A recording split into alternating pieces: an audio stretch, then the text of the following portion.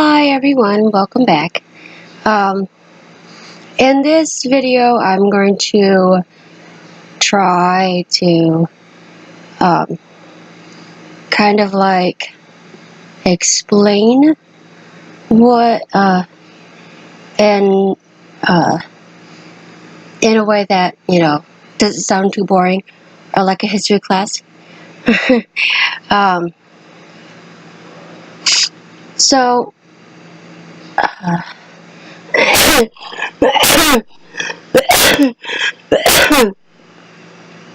pardon me. I've been talking about cystic fibrosis a lot in all of my videos, and I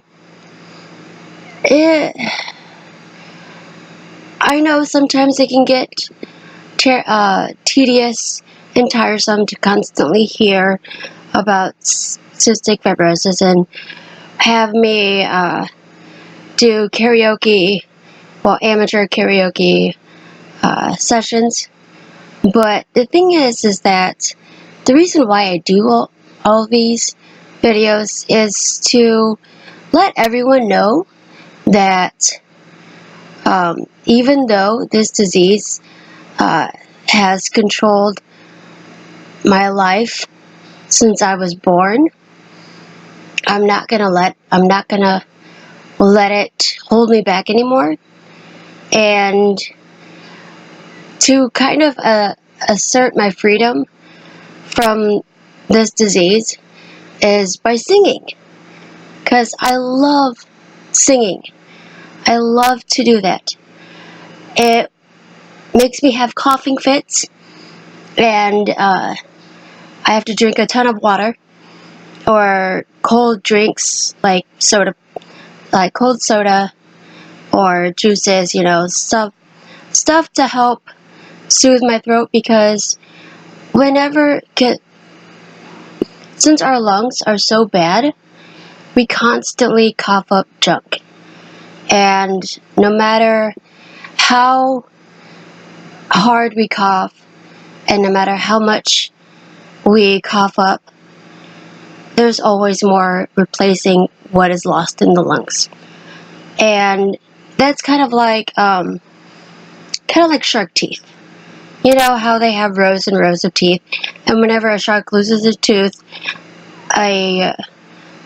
from the next row pops up to replace the loose tooth or the lost tooth. It works basically the same way. We cough up nasty junk and we spit it out, and what replaces that is the same nasty junk. And a way for me to battle it, is by singing. In order for me to cough up all the junk is singing. I love to sing. I love music. Not a great singer, but I love music. And not only is the lungs affected by this, but the entire body is. And what I mean by that is that my metabolism is so high from trying to breathe, trying to make my heart constantly pump blood throughout my system and make my entire body work. My heart rate is high, and whenever I get sick, it gets even higher. And sometimes I have to be on heart monitors so that they can pardon me, so that they can monitor how fast my heart is beating and what the rate is, because there's not a definite number for us for where our heart rate should be. And not only that, but I probably told this before, I can't have kids. I've read in lots of medical journals that then this is like a a weird statistical thing. I have no idea. But what I've read is that for those who have cystic fibrosis and there's junk, clogging all the baby-making organs down there, 50% can actually have kids. And that's for females and males. And within the female community, who have CF, 50% of the women are able to get pregnant. And the ones who are lucky enough to have babies, 50% of those actually survive childbirth. Because when a baby grows, it pushes up on your lungs. And since we have such bad lungs, we can't breathe. And when that baby grows, it squeezes your lungs together to the point where it's really hard for the mother to breathe. And sometimes they have to be on oxygen in order for them to safely go through natural childbirth. Although they do recommend that you do C-section. Not everybody is comfortable with that, but they want to do a natural birth, and I can understand that. But for some CF mothers, it is safer for us to have C-sections for babies. Pardon me, I gotta do something gross. And I'm back. So not only 50% that can have babies, and those who survive childbirth. Those who survive childbirth generally live long enough to see their baby's 10th birthday. And I know that sounds horrible, but it is our reality. It's my reality. It's something that will not go away, and we can't fix that. For those who have lung transplants, like if they need a new lung,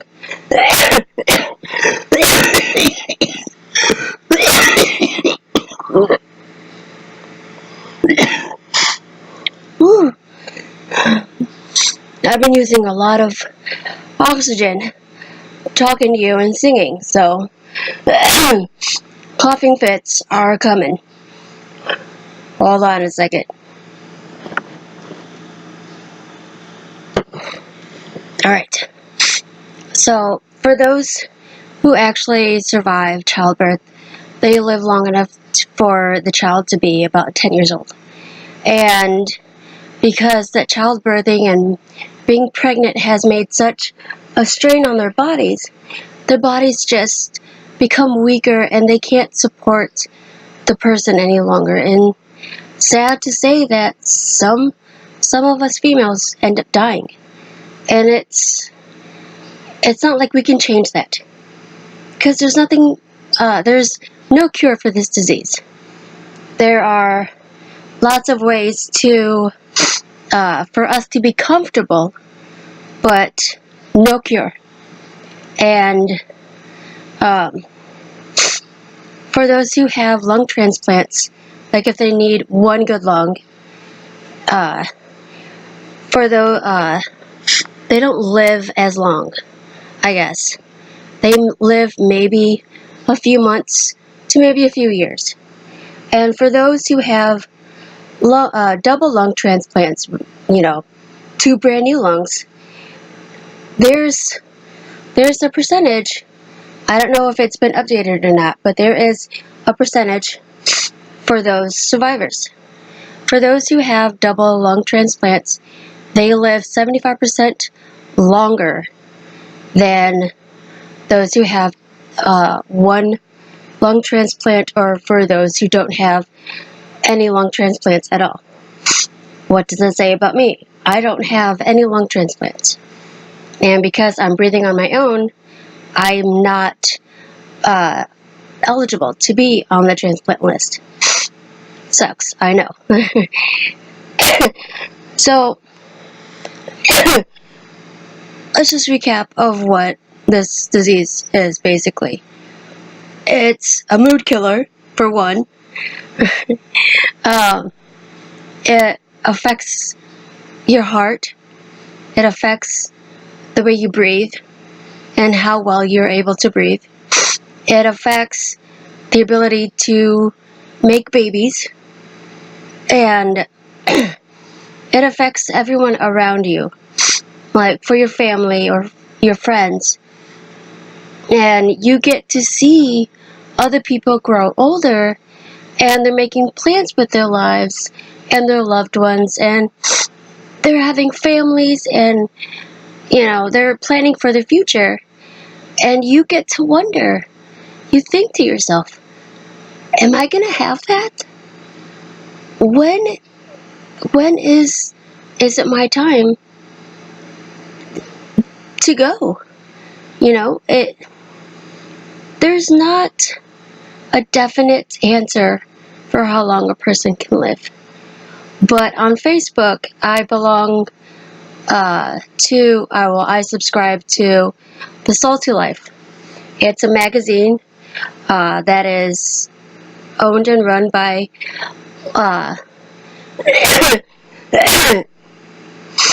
actual cystic fibrosis patients,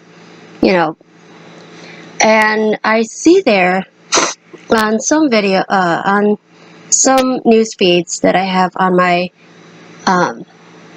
page, every once in a while I'll see that we lost another cystic fibrosis patient. Their bodies just couldn't take it anymore. Their heart gave out. And it's scary. Because you wonder, am I going to be next? And when you hear how old they are, it chills you to the bone. Some of them were 22. Some of them were 25. Others were 27, and even some still are 19, 18, and 17-year-olds. Even if they had a lung transplant, 6 months down the road, they died. And it's hard. I can't tell you how bad it is. Some people may not understand just how horrible it is. But regardless of that, I don't want anyone to feel sorry for those who are affected. I don't want anyone to be pitied and have strangers be nice to them because they are different. We have this disease, yes, and it kills us, yes, but it also makes us stronger. It makes us value life, and it makes us show just how much love we have for life and for our family and our friends and for the future. I know I have a fiance. He's the love of my life. He helps me when I need the help, and he's there to take care of me when I'm at my lowest point, because I do have those. Everyone does. And for those who have this disease, we have low points a lot. My oxygen hose gets stuck on corners and doors, around trash cans, even our own cell phone chargers. And because I get mine caught in my cell phone charger a lot. I don't realize that it's there until I have to go to the bathroom really bad, and my phone is off the hook, from the charger, and I'm just like, dang, why? So I do have my little bouts, where I'm just like, I hate this. But he's there to support me and to reassure me that everything is okay, that I'm going to get through this, and that, I shouldn't let this beat me. So, and speaking of how it affects the body, because my metabolism is so high, whenever I eat, sometimes I eat a lot, and it's hard for me to gain weight. And I just order food and order food and order food. I nibble all throughout the day. I snack. I eat. And people are like, how can she eat this much? She's so tiny. Yeah, well, when you have coughing fits to the point where you're gonna get sick, I spend so much energy and so much calories, I guess, coughing and trying to get my body stabilized from the coughing fits. Yeah, my nose is runny. One of the bad things about these nasal cannulas for your oxygen is, for me, they make my nose run a lot. So I have like a roll of toilet paper on my bed right now.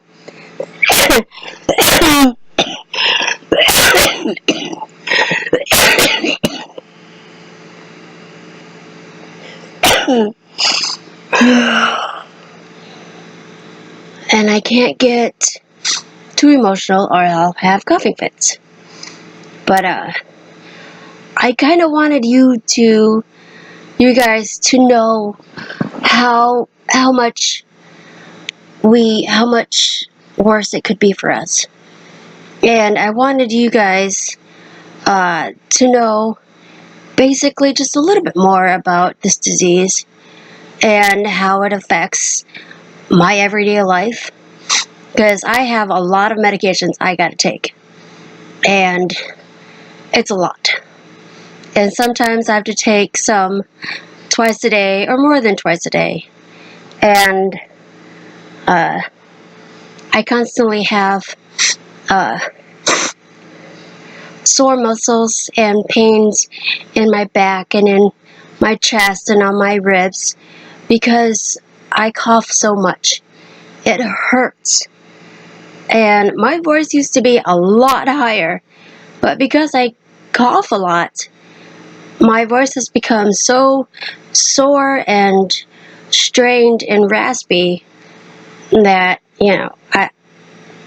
I can't sing the high notes like it used to.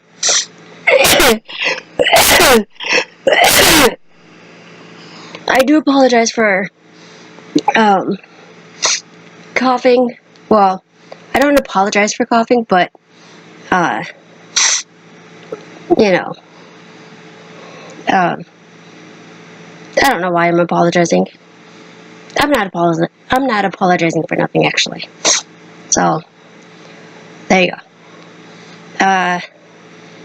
If you like this video and want to see more, I guess, subscribe and like my channel.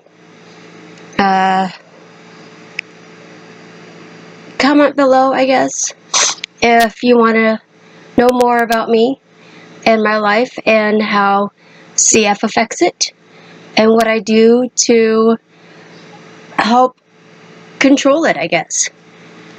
So I will see you guys later. Bye.